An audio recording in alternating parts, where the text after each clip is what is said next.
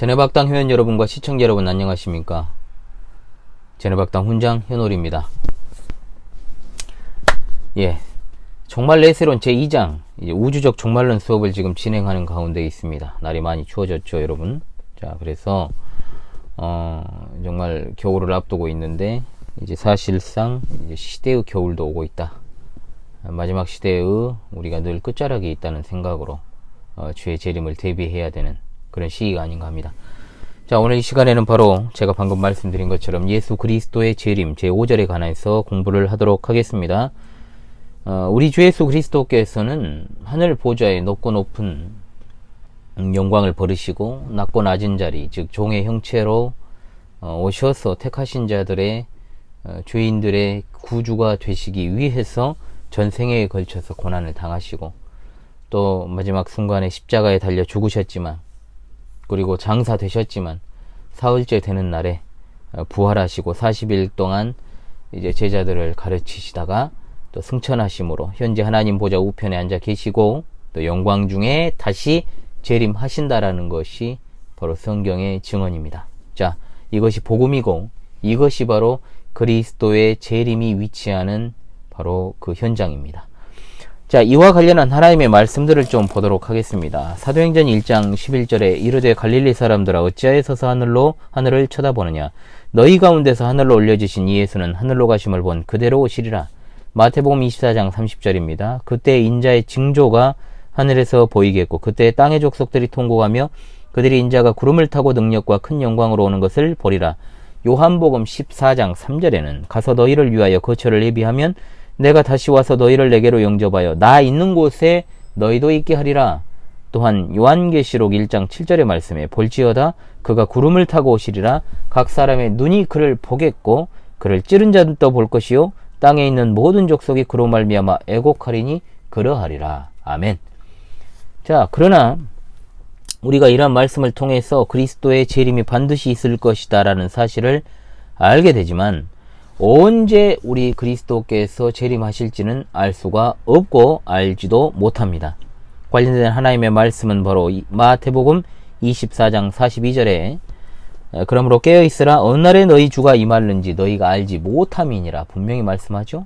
마태복음 25장 13절 그런즉 깨어있으라 너희는 그날과 그때를 알지 못하느니라. 자, 모른다 그랬어요. 사도행전 1장 6절로 7절에 그들이 모였을 때 예수께 여쭈어 이르되 주께서 이스라엘 나라를 회복하심이 이때이니까 하니 이르시되 때와 시기는 아버지께서 자기 권한에 두셨으니 너희가 알 바 아니라. 데살로니가전서 5장 1절로 2절의 말씀에 형제들아 때와 시기의 권한에는 너희에게 쓸 것이 없음은 주의 날이 밤에 도둑같이 이를 줄을 너희 자신이 자세히 알기 때문이라 말씀하고 있습니다. 그리고 마가복음 13장 32절에 그러나 그날과 그때는 아무도 모르나니 하늘에 있는 천사들도 아들도 모르고 아버지만 아시느니라. 자, 분명하게 말씀하고 있죠. 자, 그날과 그때라는 것, 자, 그날과 그때라는 말은 예수 그리스도께서 재림하시는 그날과 그 시간을 말하는 표현입니다. 그래서 예수 그리스도께서 재림하시는 그날과 시는 하나님께서 그의 영원하신 작정 안에서 정하신 시간이고 또 지정하신 시간입니다. 여기에는 분명히 천사들도 모른다. 자, 이렇게 표현을 하고 있죠. 천사들도 모른다. 천사들은 하나님 가장 가까이에서 수종드는 사자들을 가리키는 겁니다. 자, 그런데 그럼에도 불구하고 그들이 그 날과 때를 모른다는 것은 하나님께서만 아시는 사실이다 라는 뜻입니다. 자, 아들도 모른다는 말을 주목합시다. 실제로 예수님께서 모르시겠습니까? 그럴 리가 없죠. 자, 모르실 리가 없습니다. 한 인격의 두 가지 성품을 가지신 우리 예수님은 신성으로는 하나님이시오 또한 인성으로는 죄가 하나도 없는 인간이시니 그분의 신성으로는 모든 것을 아시고 모든 것을 헤아리십니다. 모든 것에 있어 완전하십니다. 자, 따라서 예수 그리스도의 인성을 강조하는 마가복음의 특징에 기반하여 이 구절은 기록된 것으로 보아야 되고 예수 그리스도께서 성육신 하심으로 스스로 인간의 제한성을 취하셨기 때문에 인성으로는 재림의 시기를 알지 못한다라고 그렇게 그냥 표현을 한 것일 뿐입니다. 그래서 병행구절인 마태복음 24장 36절 말씀에 전통 표준 원문은 아들이라는 단어가 없습니다. 아들도 모른다는 단어가 없어요. 이것은 그렇다면 어떻게 이렇게 이런 일이 있을 수 있는가? 성경의 권위를 파괴하려는 비평가들이 엉터리 사본들을 가지고 아들이라는 단어를 편집화해서 첨가한 거죠. 그래서 예수 그리스도의 신성을 공격하려는 의도로 번역된 것이기 때문에 후대에 자 주의를 요합니다. 자 예수님이 아시죠? 당연히 모르실 리가 없어요. 자 그런데 왜 아들도 모르고라는 표현이 있는가에 대해서는 방금 말씀드렸습니다. 그러므로 재림의 시기를 알지 못하는 성도들은 깨어 있어야 됩니다. 이 말은 계속 주의하라, 경성하라, 깨어 있으라는 뜻이죠. 자 재림하실 예수 그리스도를 항상 대망하며 맞이할 준비를 갖추는 것을 의미합니다. 예수 그리스도는 반드시 재림하십니다. 반드시.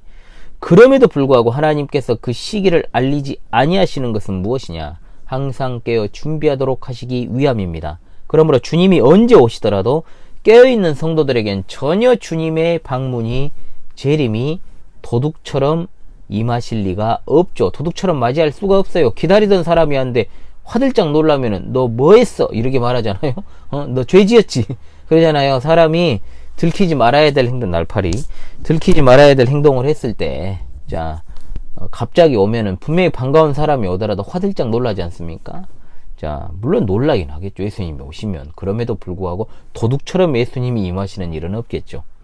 다만 깨어있지 않은 불신자들에게는 그날은 갑작스럽게 침입하는 도둑처럼 올 것이기 때문에 이제 말 그대로 혼비백산하는 거죠. 그날이 되면 그렇게 말도 안 듣고, 그렇게 어제까지도 예수 믿으란 말 안 믿고, 지난주까지도 교회 나오란 말 들었음에도 불구하고 그렇게 있다가 진짜 예수님 오시면 혼비백산합니다. 그러나 그때는 늦습니다. 성도들은 신랑 되신 주님을 항상 깨어 맞이할 준비를 해야 됩니다. 자, 이어지는 시간에 재림의 양상에 대한 시간으로 다시 찾아오도록 하겠습니다. 여러분 복습을 잘 하시고요. 자, 우리 주 예수 그리스도의 재림을 대망하는 여러분 되시길 바랍니다. 우리의 주님 다시 오실 날이 날로 가깝습니다. 감사합니다.